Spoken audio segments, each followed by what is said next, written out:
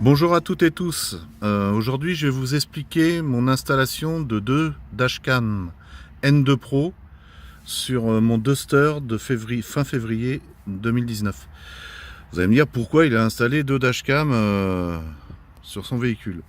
Pour la simple et bonne raison qu'en mode parking, comme ça, j'ai une protection sur 360 degrés. Surtout qu'il y a des moments où je suis dans des coins où ça craint un peu, et croyez-moi, j'ai déjà fait l'essai et elles sont déjà amorties, les deux caméras. Voilà, donc je vais vous expliquer un peu comment j'ai fait en gros, et après sur une autre vidéo je vous montrerai un tutoriel du montage. Donc comme pour certains ont déjà ce Duster de février 2019 ou plus récent d'ailleurs maintenant, et maintenant malheureusement ces Dusters là n'ont plus le détecteur de pluie, donc n'ont plus ce boîtier là. Donc ce que j'ai fait, c'est que j'ai acheté les deux boîtiers, la coque arrière et la coque avant, le rétro, et pour pouvoir installer la dashcam dedans sans qu'on voit les fils. Ce que j'ai fait aussi, c'est que j'ai mis un film sur le pare-brise pour pas qu'on voit l'intérieur, sinon ça fait dégueulasse. En fait, ça fait comme s'il y avait le détecteur de pluie. Je vais vous montrer le film que j'ai mis. Voilà, on va faire le tour. Voilà, vous voyez. Donc là, comme ça, on voit rien du tout. Ça fait propre. Et ça fait nickel. Donc on va repasser à l'intérieur. Hein. Donc j'ai installé cette dashcam dessus. Mais comme je voulais pouvoir la retirer, parce que si elle est quand je l'emmène en révision, pour que les mécanos soient pas emmerdés, je veux quand même les enlever, les caméras, pour pas qu'ils soient emmerdés. Donc en fait, elle se déclipse tout facilement, et en fait on retrouve simplement le petit connecteur avec les broches électriques. Voilà. Et même quand on l'enlève, ça fait relativement propre. C'est assez facile à remettre quand on n'a pas de bras gauche. Voilà. Donc ça, c'est pour la caméra avant. Je vous expliquerai après pour les branchements. Donc je vais vous montrer aussi où j'ai mis la caméra arrière. Alors là, bon, bien sûr, on la voit pas, mais quand elle filme, on voit très bien derrière, hein, parce que les vitres sont teintées d'origine. Voilà, je l'ai fixé sur le troisième feu stop. Alors c'est le même principe. Voilà, avec le petit boîtier. Et on l'enlève, pareil quand je vais chez l'emmener à la révision, un truc comme ça, ils pensent être tranquilles, les mecs, enfin ils sont tranquilles, voilà, et se reclipsent correctement. Elle est branchée sur cette prise allume-cigare qui, quand j'ai fait ma modification, soit ça envoie un plus après contact ou un plus permanent. Voilà, ça c'est pour la caméra arrière. Maintenant je vais vous expliquer grossièrement comment j'ai fait mon branchement, et après je vous ferai un tuto pour ceux que ça intéresse plus spécifique. Donc voilà, en fait les fils, je les ai fait passer, hein, comme d'hab. Là, le long avec le GPS, ça descend le long, hop, et ça vient derrière la boîte à gants, sous le cache de la boîte à gants. Je vous expliquerai après. Là, il y a le premier fil de la dashcam qui arrive là.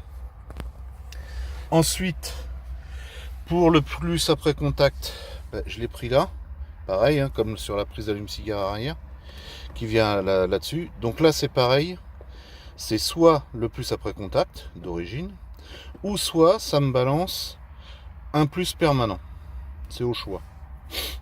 Alors pour avoir ce principe-là, ce que j'ai fait, c'est qu'au niveau de la boîte à gants, j'ai été me connecter avec un double porte-fusible qu'on trouve facilement sur Amazon. Enfin moi je l'ai acheté sur Amazon, pas pour leur faire de la pub, hein, c'est parce que c'est là que je l'ai acheté.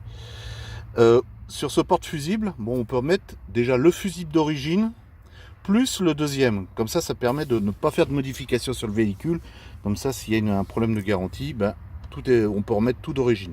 Oui, j'ai oublié de vous dire, on peut tout remettre d'origine et rien ne se voit. Donc en fait le plus là, c'est le plus après contact, c'est celui qui est en haut à gauche, et c'est le plus du klaxon. Donc ensuite ce que j'ai fait, une fois que j'ai branché, puis il y a deux vis au-dessus pour avoir la masse, donc je me suis repiqué là-dessus. J'ai protégé mes 2 fils. Alors pour les amener vers la boîte à gants, bah, j'ai déposé ce boîtier-là, la partie arrière en dessous là, enfin en dessous le volant. C'est que des clips, ça vient très très bien. Faut juste y aller doucement. Le cadre du médianav et les 4 vis du médianav pour faire continuer de faire passer le fil proprement. Et arriver pareil sous le cache du comment on appelle ça, de la boîte à gants. Parce qu'elle, c'est pareil, elle s'enlève avec 2 petits clips qui sont là et de l'autre côté, là.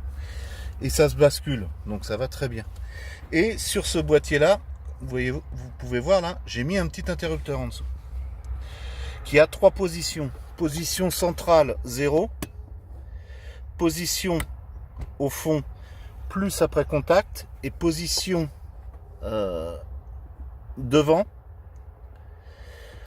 plus direct. Voilà, donc en fait je vais vous faire une petite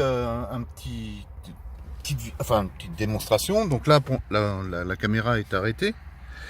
Je vais démarrer.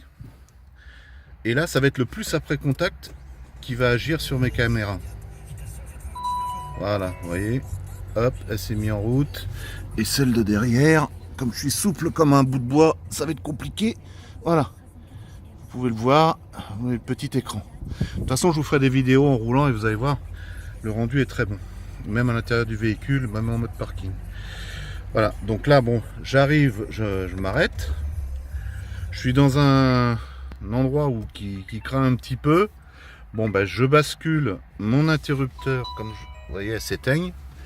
Je bascule mon interrupteur que j'ai installé en dessous vers l'avant, comme je vous ai expliqué.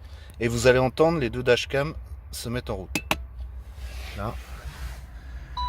Voilà, vous voyez. Et pareil pour l'arrière. Je vais pas me retourner parce que j'ai mal au dos. Donc vous pouvez me faire confiance. C'est ce que j'ai fait. Donc là, je vais la remettre en position plus après contact. Alors, bien sûr, vous allez me dire, oui, mais bon, c'est bien beau de dashcam. Ça doit consommer, la batterie, elle est vite à plat. En fait, j'ai regardé la consommation, elle est de 250 mAh, donc c'est peanuts hein, en utilisation. Donc en veille, c'est encore moins. Mais par sécurité, j'ai mis un boîtier additionnel qui est pareil, fixé sur la petite platine du comment ça s'appelle, la boîte à gants, qui en dessous de 11 volts 7 et 11 volts 7, 11 volts 8. Ça coupe l'alimentation des dashcams. Donc ça fait que vous bénéficiez quand même encore de la batterie pour pouvoir démarrer. Qu'est-ce que je voulais vous dire d'autre? Oui, au niveau autonomie, pendant 4 jours, je l'ai laissé pour voir comme ça, un week-end, plus 2 autres jours bien sûr, parce que les week-ends ça fait que 2 jours.